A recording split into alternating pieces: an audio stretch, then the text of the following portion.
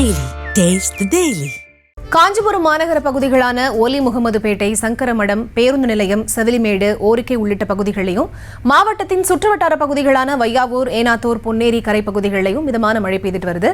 இதை பத்தின விவரங்களை தர இணைகிறாரு செய்தியாளர் துரை வெங்கடேஷ். அவர்கிட்ட பேசலாம். வணக்கம் துரை வெங்கடேஷ். வேறு எந்தெந்த பகுதிகள் எல்லாம் மழை பெய்து வருகிறது விவரம்? நிச்சயமாக இந்த வட கடலோர தமிழக கடலோர பகுதியிலே நிலையோரக்கூடிய இந்த குறைந்த காற்றழுத்த தாழ்வு மண்டலம் இன்று அதே இடத்துல காற்றழுத்த தாழ்வு பகுதியாக வலுவிழக்கக்கூடும் என வானிலை ஆய்வு மையமானது தெரிவித்திருந்தது.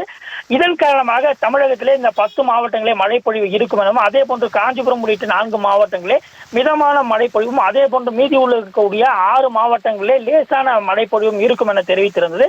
அதன்படி காஞ்சிபுரம் சுற்றுவட்டார பகுதியிலே அதிகாலை முதலே சாரல் மழைப்பொழிவானது காணப்பட்டு வந்த நிலையிலே தற்போது மித மற்றும் கனமான மழைப்பொழிவானது மாறி மாறி பெய்து வருகிறது. அதே போல குறிப்பாக காஞ்சிபுரம் மாநகர பகுதிகளான ஒலி முகமதுபேட்டை, சங்கரமடம் உள்ளிட்ட மாவட்ட ஆட்சியர் அலுவலகம் உள்ளிட்ட பகுதிகளிலே பரவலாகவும், அதே போன்று அதன் சுற்றுவட்டார பகுதிகளான பொன்னேரிக்கரை, சென்னை பெங்களூரு தேசிய நெடுஞ்சாலை, திம்மசமுத்திரம், கீழம்பி, சிறுகாவிரிப்பாக்கம் உள்ளிட்ட பகுதிகளிலும் அது பரவலாக இந்த கன மற்றும் மிதமான மழை பொழிவானது காணப்பட்டு வருகிறது.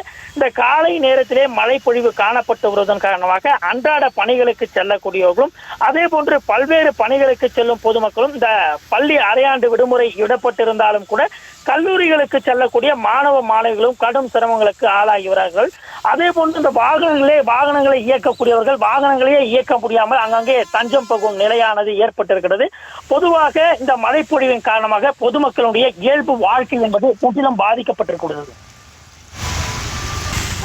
விவரங்களுக்கு நன்றி துரை வெங்கடேசன்.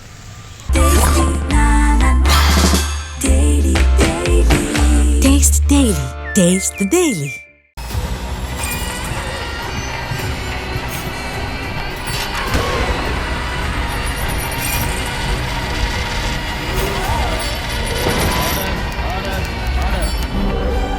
நிகழ்தகவு குற்றங்களின் மறுபரிமாணம்.